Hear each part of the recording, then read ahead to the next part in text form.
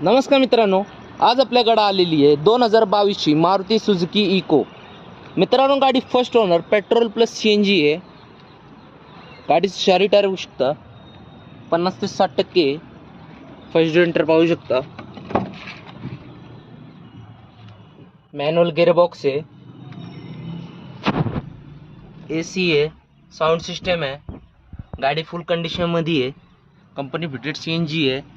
गाडीचं किलोमीटर झालेलं आहे 49। गाडीचं बॅक डोर पाहू शकता।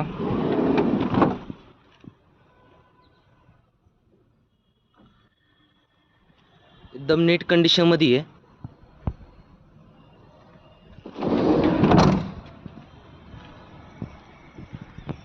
गाडी 7 सीटर मध्ये आहे।